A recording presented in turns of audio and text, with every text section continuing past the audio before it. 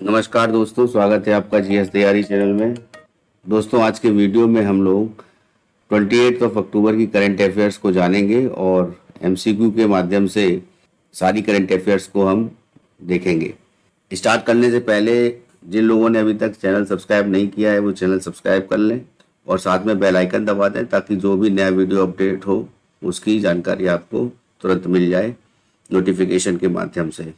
हमारे जो भी सोशल मीडिया के लिंक्स हैं वो मैंने नेक्स्ट स्लाइड में दे रखे हैं। ये तो टेलीग्राम पर भी हम उपलब्ध हैं, जीएस तैयारी 9 के नाम से चैनल है, और हमारे ऐप हैं वो गूगल प्ले स्टोर से आप लोग डाउनलोड कर सकते हैं, जीएस तैयारी ऐप और जीएस तैयारी एग्ज़ाम पोर्टल, उसका लिंक मैंने दे दिया है इसमें। और साथ में हमको इंस्टाग्राम और फेसबुक पर भी आप फॉलो कर सकते हैं। तो स्टार्ट करते हैं आज की करंट अफेयर्स। फर्स्ट है, ग्लोबल यूनिवर्सिटीज़ की रैंकिंग जारी करने के वाली संस्था क्वाकरेली साइमंड्स ने Q5 ग्लोबल एमबीए रैंकिंग 2024 जारी की है, जिसके अनुसार आईआईएम अहमदाबाद की रैंकिंग क्या है। क्वाकरेली साइमंड्स संस्था ने Q5 ग्लोबल एमबीए रैंकिंग 2024 जारी की है और उसके हिसाब से आईआईएम अहमदाबाद की जो रैंकिंग है वो 53 है। टॉप 100 में जो टॉप 100 है उनमें केवल 2 इंस्टीट्यूट ही एमबीए के हैं। पहला तो आईआईएम अहमदाबाद, जैसा मैंने बताया, और आईआईएम अहमदाबाद के बाद नंबर 2 नंबर पे है आईआईएम कोलकाता। और आईआईएम कोलकाता जो है इसकी रैंकिंग 59 है, और जैसा कि आईआईएम अहमदाबाद की रैंकिंग बताई 53। अब इसके अलावा जो टॉप मैनेजमेंट के इंस्टीट्यूट हैं उसमें जो फर्स्ट नंबर पे है वो है स्टैनफोर्ड ग्रेजुएट स्कूल, अमेरिका में है ये स्टैनफोर्ड ग्रेजुएट स्कूल। और दूसरा नंबर जो है, सेकंड पोजीशन जो है, वार्टन यूनिवर्सिटी, ये सेकंड पोजीशन पे है। ठीक है, वार्टन यूनिवर्सिटी के बाद में नंबर 3 पोजीशन है वो है हार्वर्ड बिजनेस स्कूल की।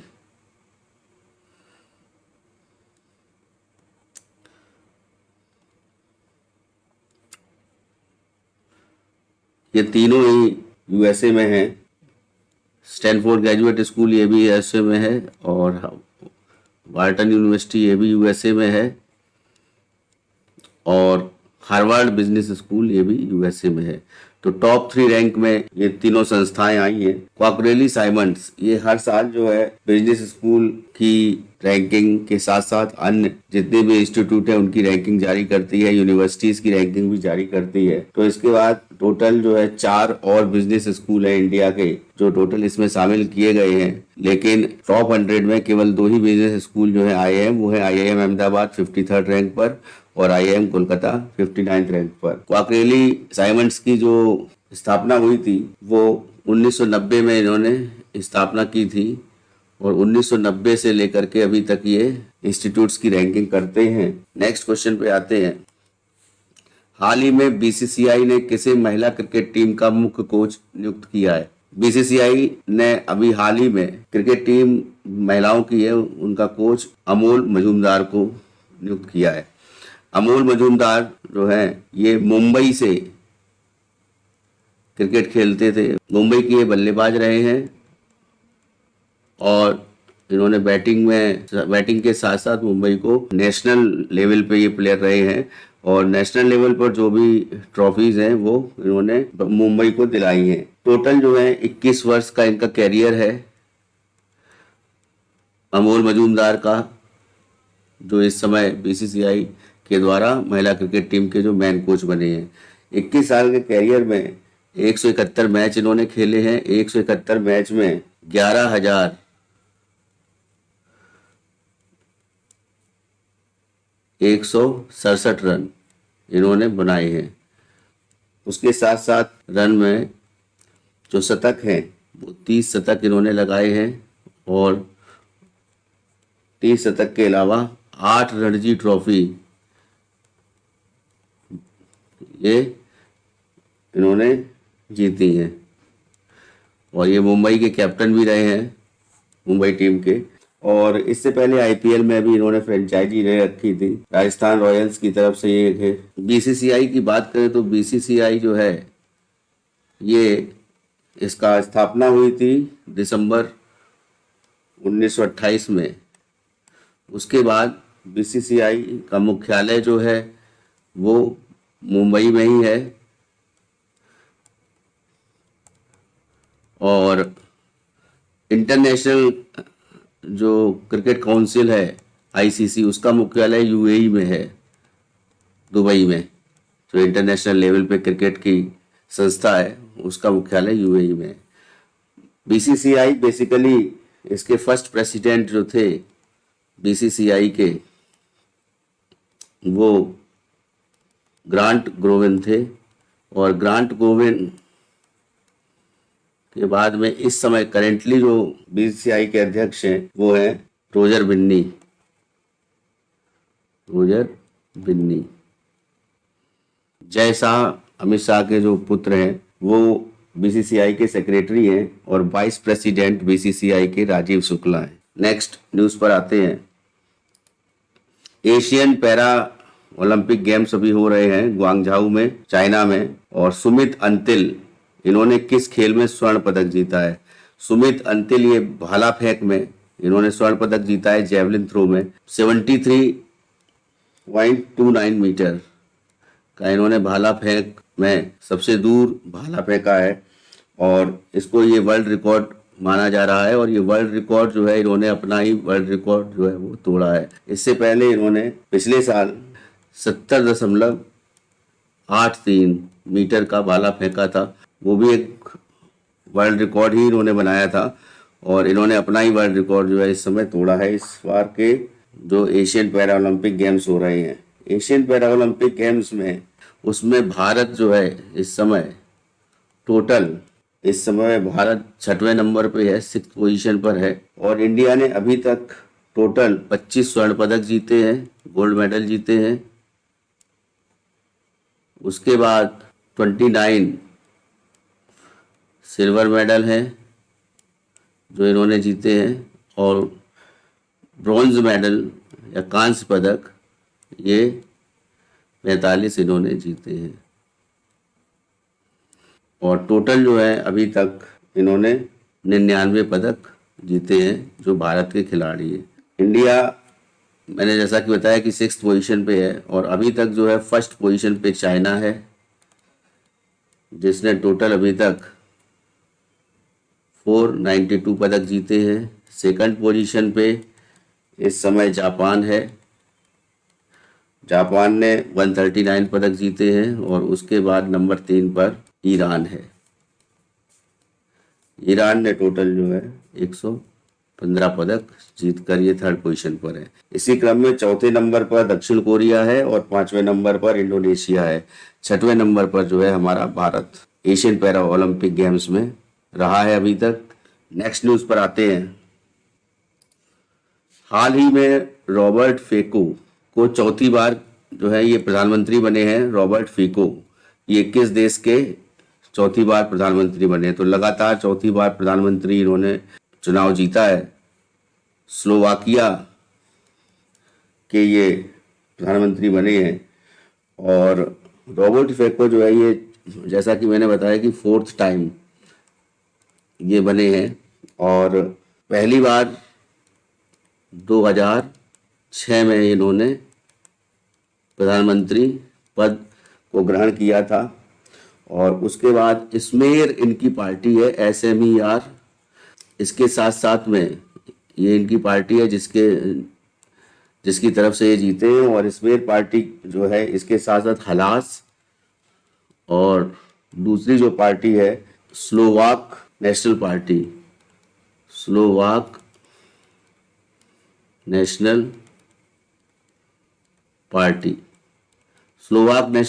और हलास से इन्होंने समझौता किया। और उसके बाद ये 4थी बार प्रधानमंत्री वहाँ के बन गए हैं, स्लोवाकिया के।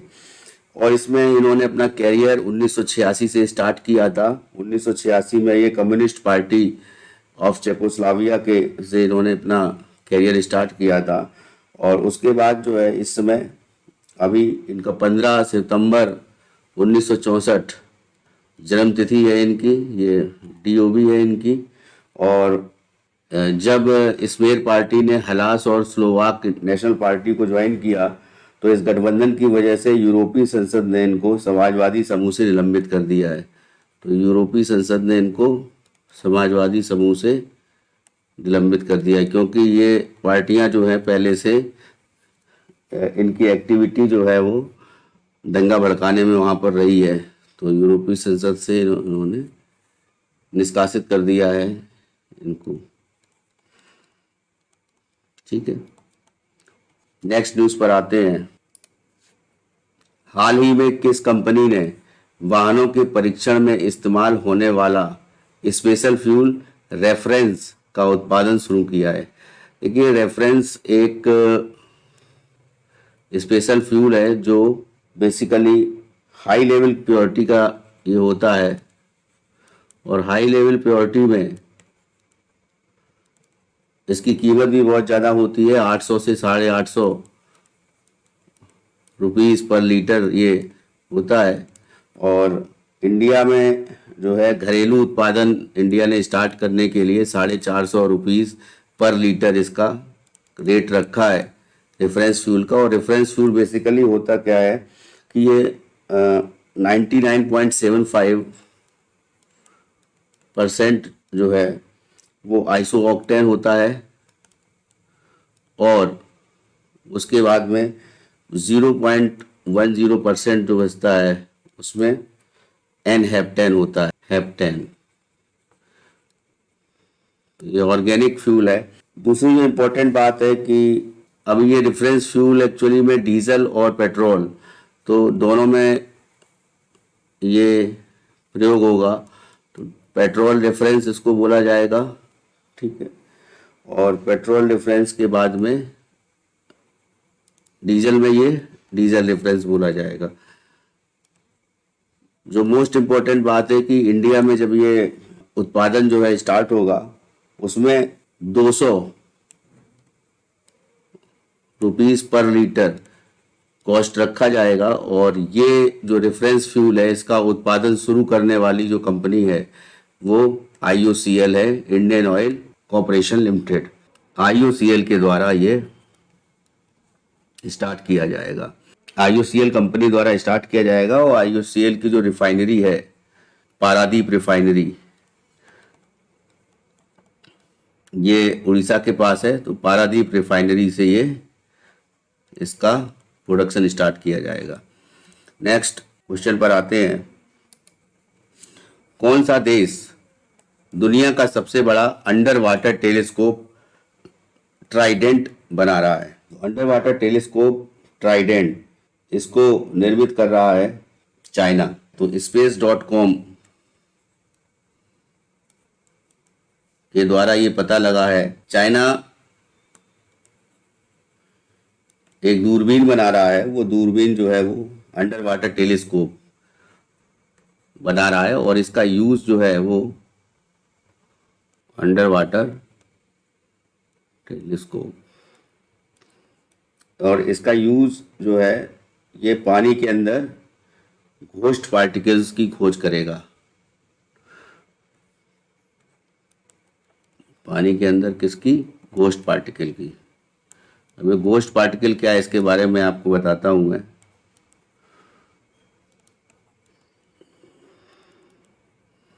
और ये बोला जा रहा है चाइना 2030 तक इसको कंप्लीट कर लेगा। तो ये बेसिकली 11,500 फीट नीचे समुद्र तल में, ये प्रशांत महासागर में ये निर्माण हो रहा है। और प्रशांत महासागर में ये, जैसा कि मैंने बताया, 11,500 फीट नीचे, यानी कह सकते हैं इसको कि 3500 मीटर नीचे ये किया जा रहा है। और वहाँ पर जो है ये एक तरह से टेलीस्कोप लगाया जाएगा। और इस टेलीस्कोप में 24,000 सेंसर हैं और 24,000 सेंसर के साथ साथ 1200 से ज़्यादा स्ट्रिंग हैं।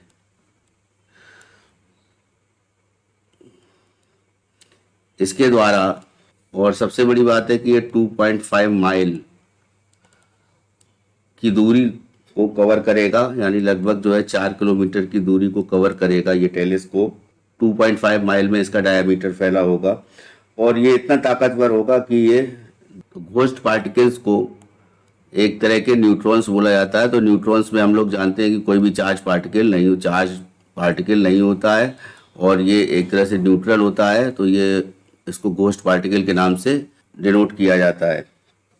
और ये जो घोस्ट पार्टिकल है, ये गैलेक्सी का सबसे एक तरह से मायावी, जिसको बोलते हैं मायावी कण होता है और इतने बारीक होते हैं कि इन्हें देखना बहुत मुश्किल होता है। और वैज्ञानिकों का कहना है कि घोस्ट पार्टिकल्स की स्टडी से गैलेक्सी और पृथ्वी के निर्माण के रहस्य से पर्दा उठ सकता है। नेक्स्ट न्यूज पर आते हैं। केंद्र सरकार ने किस राज्य में जमरानी बांध परियोजना को मंजूरी दे दी है? जमरानी बांध परियोजना बेसिकली ये केंद्र सरकार ने मंजूरी दी है उत्तराखंड को। तो उत्तराखंड में जमरानी बांध परियोजना है और ये जमरानी बांध परियोजना ये हल्द्वानी में बनाई जा रही है। एक तरह से बांध बनाया जा रहा है और इसका बेसिकली जो पर्पस है वो सिंचाई है। तो प्रधानमंत्री कृषि सिंचाई योजना कार्यक्रम के तहत ये पूरी की जा रही है। प्रधानमंत्री कृषि सिंचाई योजना।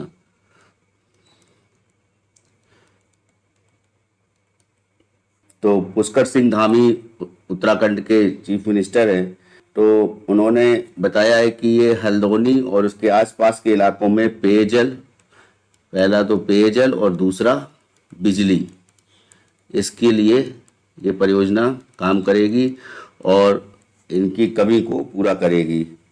तो जो भी समस्या अभी बिजली को लेकर के या पेयजल को लेकर के हल्द्वानी में आ रही है, तो उससे निजात मिल जाएगी। और इस परियोजना का जो टोटल जो है भूमि सिंचाई की जाएगी, वो सिंचाई वाली भूमि जो है उसका आकलन किया गया है, तो टोटल 57,065 हेक्टेयर भूमि का सिंचाई जो है करने का अनुमान है। उसके बाद में जो इम्पोर्टेंट बात है कि इसमें 57,065 में जो हेक्टेयर में जो ये ज़मीन पर सिंचाई की जाएगी, उसमें उत्तर प्रदेश की ज़मीन भी शामिल होगी और उत्तराखंड की भी। तो उत्तराखंड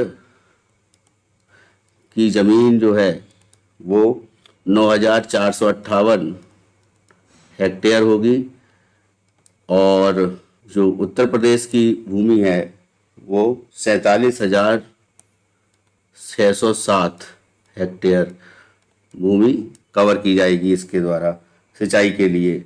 तो ये उत्तर प्रदेश को भी फायदा पहुंचाएगी। तो उत्तर प्रदेश में अभी पेयजल को लेकर, बिजली को लेकर या सिंचाई को लेकर जिन जिलों में समस्याएं आ रही हैं, जो उत्तराखंड से लगे हुए जिले हैं, तो उनमें भी इसका फायदा पहुंचेगा। तो इसमें केंद्र सरकार की भूमिका भी रहेगी। तो केंद्र सरकार की तरफ से उत्तराखंड सरकार को मदद दी जा रही है, वो 1557.8 करोड़ रुपए की मदद प्रदान की जा रही है। मार्च 2028 में इस परियोजना को पूरा किया जा सकेगा और इस पर मार्च 2028 तक 2,584 करोड़ रुपए खर्च होंगे। ठीक है, तो नेक्स्ट न्यूज पर आते हैं। हाल ही में किसने विश्व कप का सबसे तेज शतक लगाया है? विश्व कप का सबसे तेज शतक अभी हाल ही में ग्लेन मैक्सवेल ने लगाया है। ग्लेन मैक्सवेल ये ऑस्ट्रेलिया के खिलाड़ी है और दिल्ली में इन्होंने लगाया है ये शतक। दिल्ली का स्टेडियम जो है अरुण जेटली स्टेडियम, और जैसा कि हम लोग को पता है अरुण जेटली स्टेडियम, इसका पहले नाम जो है फिरोज शाह कोटला था। तो इस स्टेडियम में इसने जो ग्लेन मैक्सवेल है, इन्होंने सबसे कम गेंदों में शतक लगाया है। तो टोटल जो है 40 गेंदों में इन्होंने शतक लगाया है, चाहे 40 बॉल्स में 100 पूरे किए है ना। साउथ अफ्रीका के बल्लेबाज है उनका रिकॉर्ड तोड़ा है। तो साउथ अफ्रीका के बल्लेबाज जो है एडन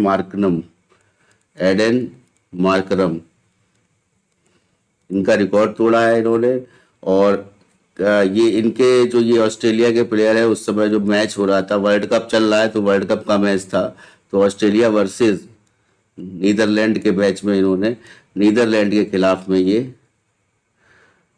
40 बॉल पे 100 रन लगाए हैं इन्होंने। और एडन मार्कम ने अभी तक जो है इनका हाईएस्ट स्कोर 100 इन्होंने सबसे कम बॉल पे लगाया था, वो 49 बॉल्स पर इन्होंने लगाया था, जिसको कि इन्होंने ग्लेन मैक्सवेल ने तोड़ दिया है। तीसरे नंबर पे जो है केविन ओब्रायन है। तो केविन ओब्रायन 50 गेंदों में इन्होंने शतक लगाया है और ये थर्ड पोजीशन पे है। ये आयरलैंड के खिलाड़ी है केविन ओब्रायन, और इन्होंने जैसा कि मैंने बताया कि 50 गेंदों में शतक लगाया था। तो इस तरीके से ग्लेन मैक्सवेल अभी सबसे कम बॉल्स में शतक लगाने वाले खिलाड़ी बन गए हैं, और ये ऑस्ट्रेलिया के खिलाड़ी हैं। नेक्स्ट न्यूज पर आते हैं। हॉलीवुड के पहले ब्लैक एक्शन हीरो कौन थे जिनका हाल ही में निधन हो गया है? तो ये ब्लैक एक्शन हीरो रहे हैं, और ये फर्स्ट ब्लैक एक्शन हीरो थे पूरे फिल्म इंडस्ट्री में, हॉलीवुड के रिचर्ड राउंडर्टी।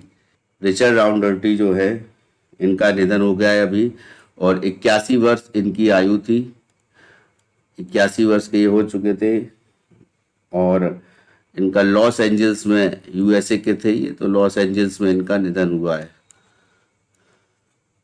दूसरी जो इम्पोर्टेंट बात है कि इनकी जो सबसे जो बड़ी फिल्म बोली जाती है जिसको इनको पॉपुलैरिटी मिली थी, तो पॉपुलैरिटी इनको शाफ्ट फिल्म से मिली थी। शाफ्ट फिल्म से ये पॉपुलैरिटी मिली थी, और ये 1971 में ये फिल्म जो है रिलीज करी गई थी। उसके बाद टीवी सीरीज रिचर्ड राउंट्री ने 1977 में 1977 में एक टीवी सीरीज को रूट्स, जो टीवी सीरीज थी उसमें काम किया था, रूट्स में, और उस पर भी इनको बहुत प्रसिद्धि मिली थी। हाल ही में किस संस्था की हाई लेवल कमेटी ने किताबों में इंडिया की जगह भारत लिखने की सिफारिश की है?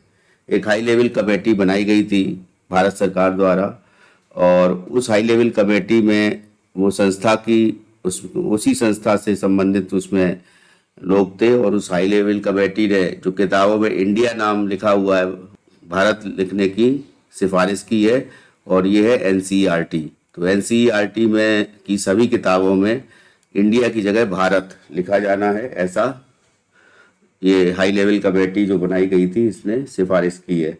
लेकिन अभी तक जो है ये क्लास फर्स्ट से लेकर के क्लास 12 तक की जितनी भी किताबें हैं एनसीईआरटी की, जो सीबीएसई बोर्ड में चलती हैं या फिर आईसीएसई बोर्ड इनको ऑप्ट करता है, तो इन किताबों में सभी में इंडिया की जगह भारत लिखा जाना है, जो कि एनसीईआरटी के अध्यक्ष है दिनेश सकलानी। तो दिनेश सकलानी ने अभी तक इसमें कुछ भी अपनी प्रतिक्रिया नहीं दी है। जैसा कि हम लोग जानते हैं, जो न्यू एजुकेशन पॉलिसी है, तो न्यू एजुकेशन पॉलिसी को इम्प्लीमेंट किया जाना है, और न्यू एजुकेशन पॉलिसी जो है उसको एनसीईआरटी ने इम्प्लीमेंट करने के लिए 19 सदस्यीय टीम बनाई है, और जिसके तहत एनसीईआरटी में न्यू एजुकेशन पॉलिसी के हिसाब से सिलेबस को चेंज किया जाना है। एनसीईआरटी की स्थापना, जैसा कि हम लोग को पता है कि 1961 में एनसीईआरटी की स्थापना की गई थी, और इसका हेडक्वार्टर भी हम लोग को पता है कि न्यू दिल्ली में ही है। तो ये हाई लेवल कमेटी एक बनाई गई है, तो जिसमें किताबों में जो है एनसीईआरटी किताबों में भारत लिखने की सिफारिश की गई है। नेक्स्ट न्यूज़ पर आते हैं। हाल ही में भारत ने किस देश के नागरिकों के लिए वीजा सुविधा बहाल कर दी है? वीजा सुविधा की बात करें तो जैसा कि हम लोग को पता है कि भारत ने 2023 सितंबर में कनाडा के नागरिकों के लिए इन्होंने कनाडा के नागरिकों पर वीज़ा पर बैन लगा दिया था, इंडिया ने, और जिसको 2023 के बाद में कनाडा के नागरिकों के लिए वीजा सुविधा को बहाल कर दिया है।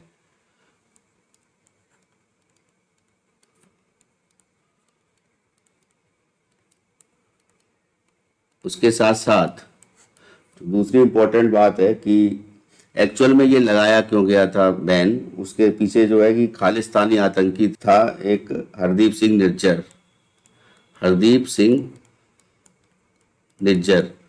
तो हरदीप सिंह निज्जर जो है उसकी हत्या कर दी गई थी, और हरदीप सिंह निज्जर आतंकी की हत्या के बाद भारत और कनाडा के बीच में तनाव हो गया था।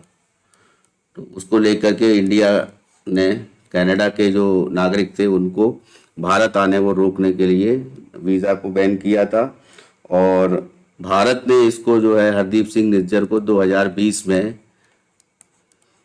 आतंकवादी घोषित किया था। हरदीप सिंह निज्जर को कनाडा सरकार जो है वो पोषित कर रही थी, और जिसको लेकर के भारत ने कनाडा के नागरिकों पर वीज़ा बैन कर दिया था। तो ये कनाडा के नागरिकों पर सितंबर 2023 पर में ये वीज़ा पर बैन लगाया गया था, लेकिन अभी जो है अक्टूबर में आज इसको हटा दिया गया है। और जो सबसे बड़ी बात है वो ये है कि केवल वीज़ा में जो एंट्री वीज़ा होता है या बिजनेस वीज़ा होता है, जो भी सेवाएं थी वीज़ा को लेकर, या मेडिकल वीज़ा होता है, कॉन्फ्रेंस वीज़ा की कैटेगरीज थी, तो वो सारी वीज़ा सेवाओं को भारत ने कनाडा के नागरिकों के लिए बंद कर दिया था। नेक्स्ट न्यूज़ पर आते हैं। हाल ही में होने वाले 5 राज्यों के विधानसभा चुनाव के लिए चुनाव आयोग ने किसे नेशनल आइकन नियुक्त किया है? तो नेशनल आइकन राजकुमार राव को नियुक्त किया गया है। विधानसभा चुनाव अभी हाल ही में होने वाले हैं, तो उसको लेकर के इलेक्शन कमीशन ने ये निर्णय लिया है। तो इलेक्शन कमीशन बेसिकली लोकसभा के चुनाव करवाता है और साथ में राज्य विधानसभाओं के चुनाव करवाता है हर 5 साल पे। तो अभी राज्यों में जो है चुनाव होने हैं, विधानसभा चुनाव, तो वो विधानसभा चुनाव किस किस राज्य में होने हैं इसको थोड़ा रिवाइज कर लेते हैं। तो पहला तो है तेलंगाना में होना है, ठीक है। दूसरा मिजोरम में होना है। मिजोरम एक ही स्टेट है नॉर्थ ईस्ट का जहाँ पे चुनाव होना है। छत्तीसगढ़ और मध्य प्रदेश है, ठीक है, मध्य प्रदेश, छत्तीसगढ़, उसके साथ साथ राजस्थान में चुनाव होना है। तो टोटल 5 राज्यों में चुनाव होना है, तेलंगाना, मिजोरम, मध्य प्रदेश, छत्तीसगढ़ और राजस्थान। और ये जो चुनाव है इसके लिए नेशनल आइकन किसे बनाया गया है? राजकुमार राव को बनाया गया है। तो राजकुमार राव, इनका जन्म जो है 31 अगस्त को हुआ 1984 में, और गुड़गांव के ये रहने वाले हैं। और फिल्म कैरियर में 2013 में इनको राजकुमार राव को शाहिद फिल्म के लिए नेशनल अवार्ड से सम्मानित किया गया था। ये 5 राज्यों के चुनाव में 1611 मिलियन जनसंख्या भारत की भाग लेगी, वोट डालेगी। और इन 5 राज्यों के चुनाव में एक चीज है कि विधानसभा की सीटों को भी देख लेते हैं कि किस राज्य में कौन सी विधानसभा सीट है। तो तेलंगाना में 119 विधानसभा सीटें हैं जिसके लिए अभी चुनाव हो रहा है। मिजोरम में टोटल जो है वो 40 सीटें हैं, ठीक है। मध्य प्रदेश में 230 सीटें हैं। छत्तीसगढ़ में 90 सीटें हैं, और राजस्थान में टोटल सीट 260 हैं, ठीक है। अब नेक्स्ट न्यूज़ पर आते हैं। संयुक्त राष्ट्र विश्व विकास सूचना दिवस प्रतिवर्ष कब मनाया जाता है? संयुक्त राष्ट्र विश्व विकास सूचना दिवस हर साल मनाया जाता है, और ये दिवस 24 अक्टूबर को मनाया जाता है। यूएनओ के द्वारा इस दिवस को मनाना स्टार्ट किया गया 1972 में, और तब से ये मनाया जा रहा है। और बेसिकली जो इसका मोटो है संयुक्त राष्ट्र विश्व विकास सूचना दिवस का, ये बेसिकली ये दिवस जो है सूचना का प्रचार प्रसार कैसे करना है वो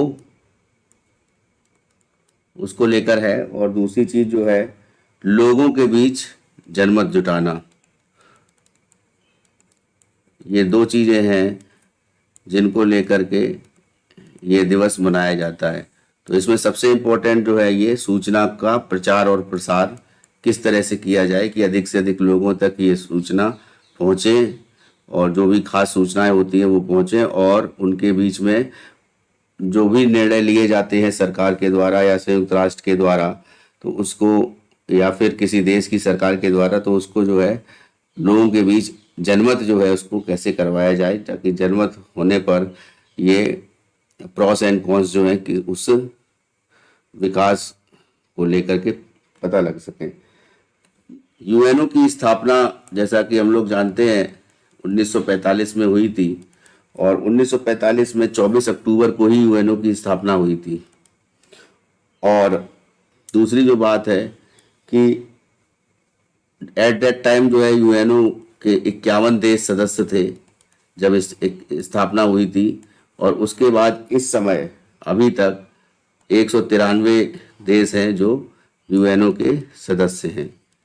ठीक है।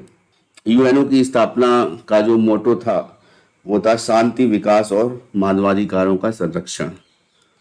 शांति, विकास और मानवाधिकारों का संरक्षण। ठीक, मानवाधिकार। यूएन बाद में इसका नाम कर दिया गया था, और यूएन के इस समय के जो महासचिव हैं वो है एंटोनियो गुटेरस। एंटोनियो गुटेरस, जैसा कि हम लोग को पता है कि ये पुर्तगाल के नागरिक हैं, और इससे पहले बान की मून थे। बान की मून के अलावा पहले और भी महासचिव हुए हैं, लेकिन जो सबसे पहले महासचिव थे ट्रिगवेली, और ट्रिगवेली जो थे ये बेसिकली नॉर्वे के थे। तो इनको पहला महासचिव बनाया गया था। उसके बाद डैग हैमरशोल्ड बने, और उसके बाद में ये जो स्वीडन के थे, और उसके बाद यूथ हाल्ट बने। तो 1945 में जब ये 24 अक्टूबर को स्थापना की गई थी, तो उसके बाद जो पहले अध्यक्ष बने थे 1946 से लेकर के 1952 तक वो ट्रिगवेली थे। ठीक है। और अभी इस समय कौन है? एंटोनियो गुटेरस हैं, जो पुर्तगाल के हैं। नेक्स्ट न्यूज़ पर आते हैं। हाल ही में किस विश्वविद्यालय ने अंतर्राष्ट्रीय संगीत और नृत्य उत्सव की मेजबानी की है? अंतर्राष्ट्रीय संगीत और नृत्य उत्सव की मेजबानी अभी हाल ही में चंडीगढ़ विश्वविद्यालय ने की है। चंडीगढ़ विश्वविद्यालय ये एक प्राइवेट यूनिवर्सिटी है, और इस यूनिवर्सिटी की रैंकिंग जो है टॉप 100 रैंकिंग में आती है, जो इंडिया के इंस्टीट्यूट हैं उनमें। और जैसा कि चंडीगढ़ यूनिवर्सिटी की बात करें, तो इस यूनिवर्सिटी की स्थापना 10 जुलाई 2012 को की गई थी। और ये यूनिवर्सिटी बेसिकली जब की गई थी तो उसमें यूजीसी एक्ट होता है। यूजीसी एक्ट 1956 के तहत चंडीगढ़ विश्वविद्यालय की स्थापना की गई थी। और जैसा कि चंडीगढ़ के शहर में हम लोग जानते हैं कि चंडीगढ़ शहर बहुत ही ज़्यादा जो है अपनी डिज़ाइनिंग के लिए पॉपुलर रहा है। और चंडीगढ़ शहर की जो डिज़ाइनिंग की गई थी वो ली कर्ब्यूजर द्वारा की गई थी। तो ली कर्ब्यूजियर द्वारा जब ये डिज़ाइनिंग की गई थी, इसको सेक्टर्स में बांटा गया है चंडीगढ़ को। तो आप लोग अगर चंडीगढ़ कोई भी जाता है, अगर देखता है चंडीगढ़ को, तो चंडीगढ़ शहर को, पूरी शहर को जो है वो सेक्टर्स में बांटा गया है। चंडीगढ़ इस समय 3 जगह की राजधानी है। पंजाब राज्य की राजधानी चंडीगढ़ है, हरियाणा राज्य की राजधानी चंडीगढ़ है, और चंडीगढ़ स्वयं अपने आप में एक यूनियन टेरिटरी भी है। उसके बाद नेक्स्ट न्यूज़ पर आते हैं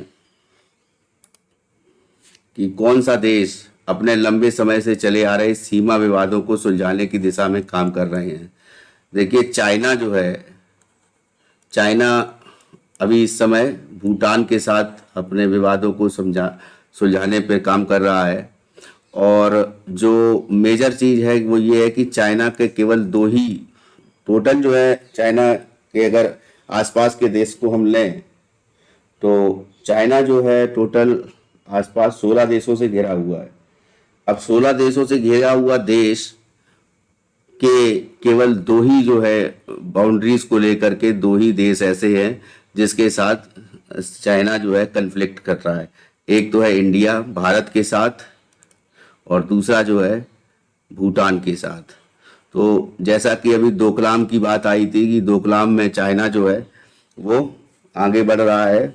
और अगर चाइना की नज़र जो है सिलीगुड़ी कॉरिडोर पर है, और अगर सिलीगुड़ी कॉरिडोर पर उसका कब्जा हो जाता है तो भारत के जो है वो बचे हुए जो 7 स्टेट्स हैं नॉर्थ ईस्ट स्टेट, उनसे उनका संपर्क जो है वो कर सकता है। तो बेसिकली अभी जो है जो सिनेरियो में चल रहा है कि वो यही है कि चाइना और भूटान के बीच जो है सीमा विवाद 1980 से चल रहा है और तब से ये चल रहा है। तो अभी चाइना भूटान के साथ अपनी विवादों को निपटाना चाहता है, कम करना चाहता है, एक तरह से ख़त्म करना चाहता है।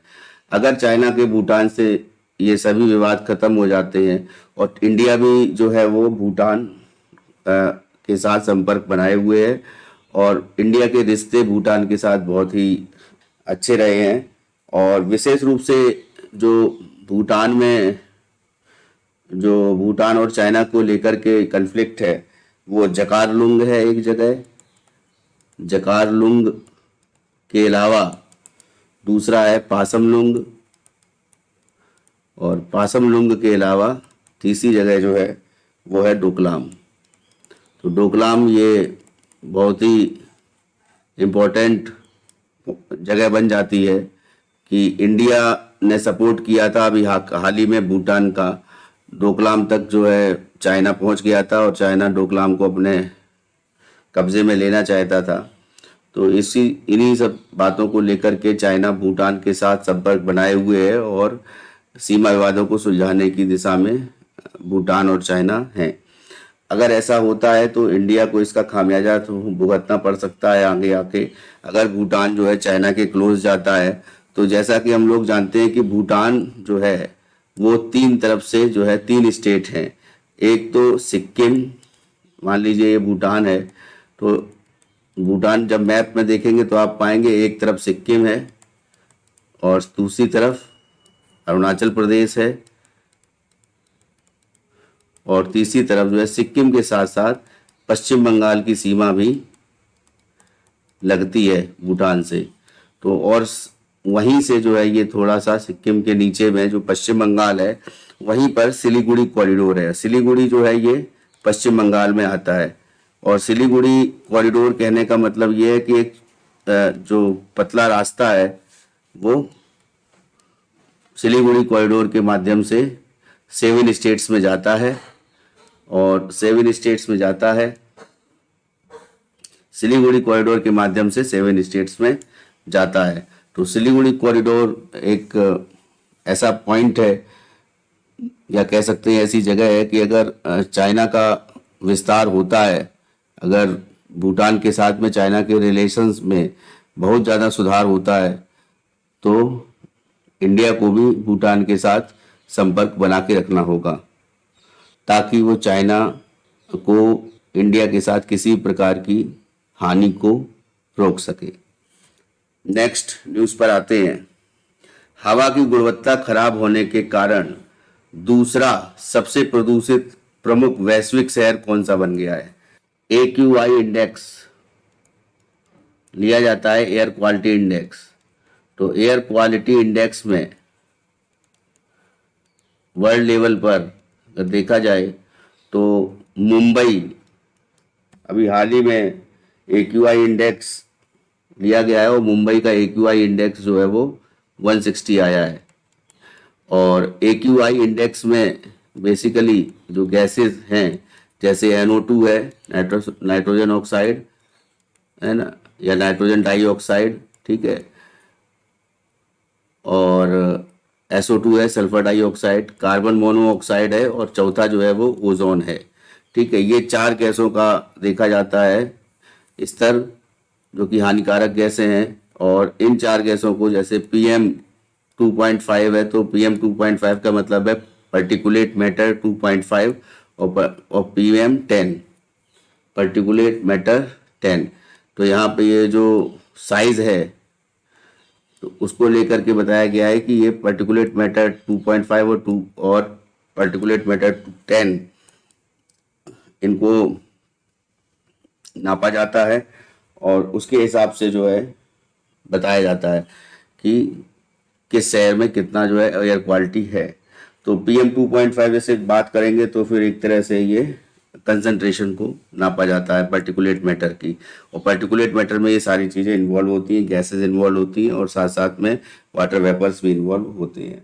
तो दिल्ली में भी जो है बहुत ज़्यादा एयर पॉल्यूशन रहा है। तो ओवरऑल देखा जाए तो विश्व स्वास्थ्य संगठन ने, जो कि WHO है, उसने सुरक्षित सीमा से कहीं अधिक यानी 160 जो PM2.5 है उसकी कंसंट्रेशन को देखा है, और वो 14.7 गुना अधिक है। जितना होना चाहिए उससे 14.7 गुना अधिक है। और वायु प्रदूषण के लिए एक बात और कहेंगे कि दूसरे नंबर पे 9.8 गुना अधिक पर्टिकुलेट मैटर है 2.5, 9.8 गुना अधिक ये दिल्ली का है। तो दिल्ली जो है मुंबई के बाद दूसरा सबसे ज़्यादा पॉल्यूटेड शहर बन गया है। ठीक है, अभी ओवरऑल अगर बात करें प्रदूषण को लेकर के, तो जैसा कि अभी वायु प्रदूषण को लेकर के ये 2.5 जो पार्टिकुलेट मैटर है PM2.5, इसकी सांद्रता या कह सकते हैं इसी कंसंट्रेशन को देखा गया तो AQI दिल्ली का 135 आया है। तो उसके साथ साथ जो WHO ने लिस्ट जारी की है उसमें सबसे पहला नाम बीजिंग का है। तो पहला नाम बीजिंग का है, बीजिंग राजधानी है चाइना की, और दूसरा नाम मुंबई का है, तीसरा नाम इसमें कराची का है पाकिस्तान में, चौथा नाम कराची के बाद जेरूसलम का है जो जेरूसलम जो इजराइल की राजधानी है, और जिसको लेकर के अभी इजराइल और फिलिस्तीन के बीच में युद्ध छिड़ा हुआ है। उसके बाद में जेरूसलम के बाद सैन्यांग है, और सैन्यांग ये चाइना में है। फिर 6th पोजीशन पे दिल्ली को लिया गया है। तो इंडिया के जो 2 शहर हैं, मुंबई ये 2nd पोजीशन पर है और दिल्ली ये 6th पोजीशन पर है। ठीक है, पूरे वर्ल्ड में। ठीक है, एयर पॉल्यूशन में। उसके बाद नेक्स्ट न्यूज़ पर आते हैं, और ये अगर देखें कि ओवरऑल जैसे स्टेट्स को लें तो स्टेट्स का क्या स्टेटस है, और दूसरी चीज़ है जो इंडिया की संस्था है जो AQI जिसके द्वारा नापा जाता है, तो उसके हिसाब से पहले नंबर पे मुंबई और अहमदाबाद है, दूसरे नंबर पे पिंपरी है, तीसरे नंबर पे नागपुर है, चौथे पे दिल्ली है, और 5वें पे पुणे है। तो AQI को अगर हम बात करें तो एयर क्वालिटी इंडेक्स को इंडिया में AQI.in जो real time air pollution level है उसको जांचा जाता है। और इसमें मैंने जैसा कि बताया कि पर्टिकुलेट मैटर 2.5 और PM10 के साथ साथ NO2, SO2 और कार्बन मोनोऑक्साइड और ओजोन, ये सभी चीज ये ली जाती हैं। टेम्परेचर वहाँ का देखा जाता है, इन गैसों का जो है कॉन्सेंट्रेशन है वो देखा जाता है, और साथ साथ में ह्यूमिडिटी की कितनी है वो भी आंकी जाती है। तो वर्तमान में इस समय जो है वायु का प्रदूषण को अगर बात करें तो इंडिया के हिसाब से वर्तमान में जो सांद्रता है इंडिया की वो WHO लेवल से 4.7 टाइम्स एबव है। तो 4.7 टाइम जो है ये इस समय इंडिया की टोटल कंसंट्रेशन जो है पॉल्यूशन की, एयर की, वो ज़्यादा है एयर क्वालिटी इंडेक्स में। एयर पोल्यूशन की, और इसके लिए जो है राज्यों को भी बताया गया है कि एयर पोल्यूशन जो है उसको रिड्यूस किया जाए। पॉल्यूशन स्तर पे अगर हम बात करें तो ओवरऑल एयर क्वालिटी इंडेक्स की बात करें तो हम पाएंगे कि जो सबसे अच्छा एयर क्वालिटी इंडेक्स है उसमें मिजोरम, मणिपुर और नागालैंड का है। और सबसे कम जो एयर क्वालिटी इंडेक्स है अनहेल्थी जिसको बोलते हैं, वो दिल्ली का 250, आज की डेट की बात कर रहे हैं तो दिल्ली का 250 और हरियाणा का 205 है। तो PM 2.5 भी इनका ज़्यादा है, 159 PM 2.5 है दिल्ली का, फिर हरियाणा का। उत्तर प्रदेश जो है वो पुअर की श्रेणी में आता है। और ये जो दोनों मैंने बताए शहर, दिल्ली और हरियाणा जो स्टेट है, ये दोनों स्टेट जो हैं ये अनहेल्थी में आते हैं। और उत्तर प्रदेश पुअर में आता है, उसका 179 जो है air quality index Uttar Pradesh का है। उसके साथ साथ जो है अगर ओवरऑल देखा जाए एयर क्वालिटी इंडेक्स में क्या होता है कि 24 घंटे 7 दिन और 1 महीने के लिए अलग अलग जो है डाटा लिया जाता है वायु प्रदूषण का, और उसके हिसाब से एयर क्वालिटी इंडेक्स को निकाला जाता है।